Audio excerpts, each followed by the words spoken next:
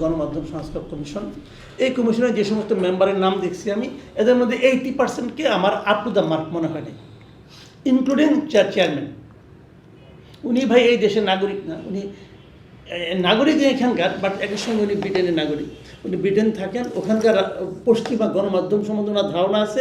আমাদের গণমাধ্যমে যারা কাজ করে, গণমাধ্যম কর্মী, আমাদের গণমাধ্যমে যারা গ্রাহক, মানে যে টার্গেট গ্রুপ অডিয়েন্স যারা আছে, এদের সম্পর্কে ওনার কোনো স্পষ্ট ধারণা আছে বলে আমার কাছে মনে হয় না। এই লোকটাকে এখানে নির্বাচিত করাটাই ভুল হয়েছে। এটার মাধ্যমে ডক্টর ইউনূস সরকার আবারও প্রমাণ করছে ওনারা যোগ্য লোকটাকে চেনেনি না। কাকে দিয়ে কী কাজ বাইরে এই সরকার বোঝে না, ইউনূস সাহেব বোঝে না। বুঝতে পারে এই সমস্ত আবল তাবল লোকের উপদেষ্টা বানাইতো না। এটা হলো একটা বিষয়। দ্বিতীয় বিষয়টা হলো যে এই গণমাধ্যম কমিশন কি কি সুপারিশ করবে এটা তাদের ব্যাপার, সেটা আমরা দেখবো, দেখার পর আমরা আরও মন্তব্য করব।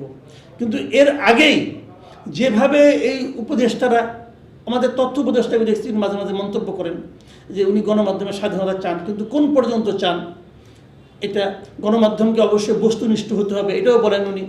আবার এই যে সমন্বয়ক যারা, হাসনার সাহেব দেখলাম যে সময় টিভির যে মালিক পক্ষ, তাদের সঙ্গে দেখা করছেন, দেখা করে উনি কী বলছেন, কারো তালিকা দিয়েছেন কি দেন না সেটা আমি জানি না, কিন্তু আমরা দেখেছি উনি দেখা করার পরে 6 জন লোককে ওখান থেকে সরানো হয়েছে, এবং 6 জনই খুব সিনিয়র লেভেলের লোক।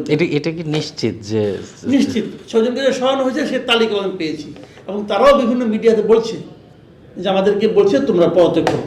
তারা পদত্যাগ কী কারণে পদত্যাগ করতে বলছে, যদি তারা না যেয়ে থাকে তাহলে মালিক পক্ষ কেন তাদেরকে পদত্যাগ করতে বললো, এটা মালিক পক্ষকেও জবাবদিহি করতে হবে, করা উচিত আমি মনে করি সিটি গ্রুপকে জিজ্ঞাসা করা উচিত, এবং সিটি গ্রুপের এই ব্যাপারে ক্লিয়ার দেওয়া উচিত, একটা বিবৃতি দেওয়া উচিত, কেন সেই 6 জন লোককে তারা পদত্যাগ করতে বললো একদিনের মাথায়।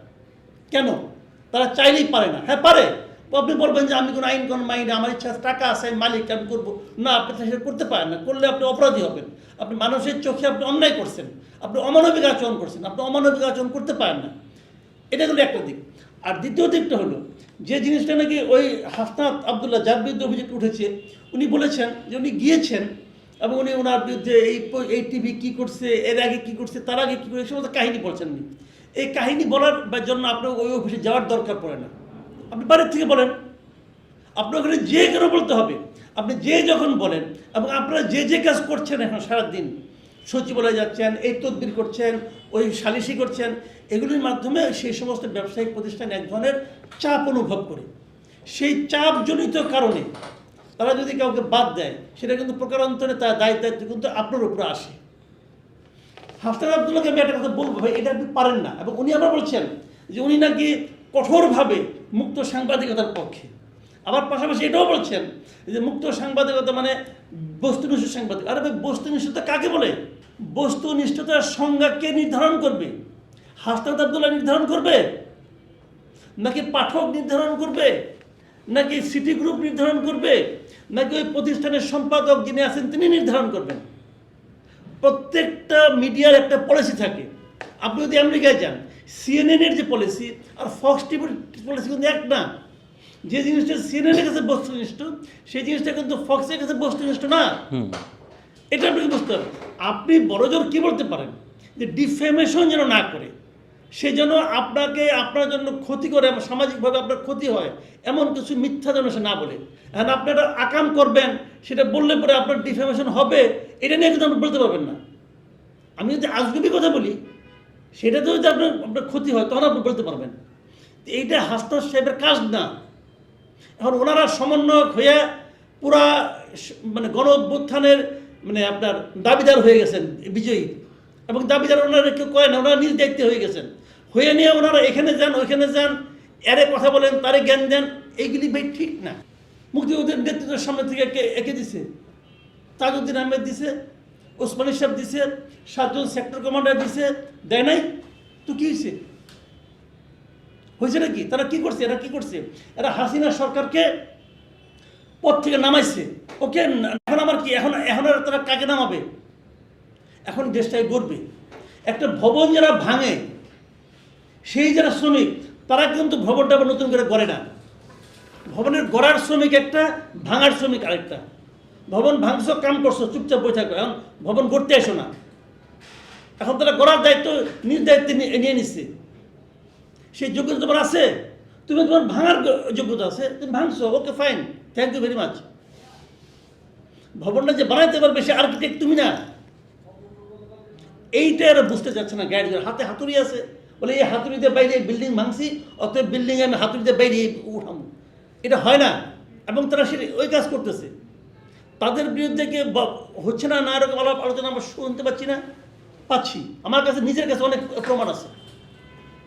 এরে যায় তারে যায়, এই কাম করে দেবো ওই কাম করে দেবো বলে, আপনার কাজ করতে হবে সচিবালয়, আমি বলে দিচ্ছি। মিডিয়ার কাছে তারা যাচ্ছে, মিডিয়াকে বলতেছে আপনি সিরিয়াল উপরে উঠে দেবো, আমাকে 20 লাখ টাকা দেন, 15 লাখ টাকা দেন বলতেছে।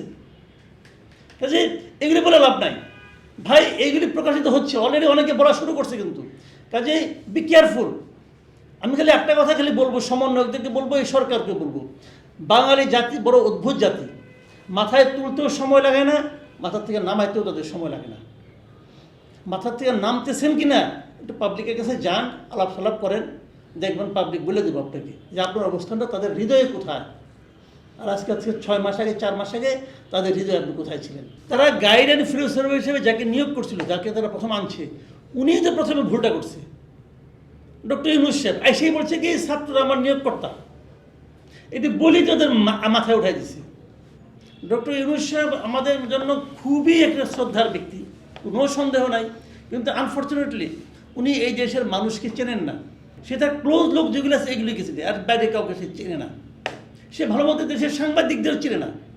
সাংবাদিকদের মধ্যে ওই যে প্রথম আলো গ্রুপকে চিনে, প্রথম আলো, ডেইলি স্টার এদেরকে চিনে, আর যারা ইংরেজি সাংবাদিকতা করে তাদের 2জনকে চিনে, আর কাউকে সে চিনে না। উনি তো মানে ওই গ্রামীণ ব্যাংকে যেভাবে তারা পোর্ট্রে করতে বিভিন্ন বিদেশের কাছে, সে একই স্টাইলে গেছে। গ্রামীণ ব্যাংক নিয়ে এসে কীভাবে গেছে, আমি একটা ব্যাংক করছি, অমুক করছি, তমুক করছি, মেয়েরা হলো এটার মাথায় বলছে। এখন দেখছে যে এরকম আরেকটা ইস্যু পাইছে, ছাত্ররা হলো এই আন্দোলনের মাথায়, পাবলিকের হাততালি পাইছে। এই বেসিক্যালি একটা কিছুই না। উনি একজন very good PR person, but রাষ্ট্রনায়ক হচ্ছে তো যে চিন্তা ভাবনা, এটা ইউনূস সাহেবের মধ্যে আপনি আশা করেন না রে ভাই, করেন না। ওনার কোনো এক্সপিরিয়েন্স আছে এই সমস্ত ক্ষেত্রে নেই তো। একজন লোক হঠাৎ করে 82 বছর বয়সে এসে নিয়ে রাষ্ট্রনায়ক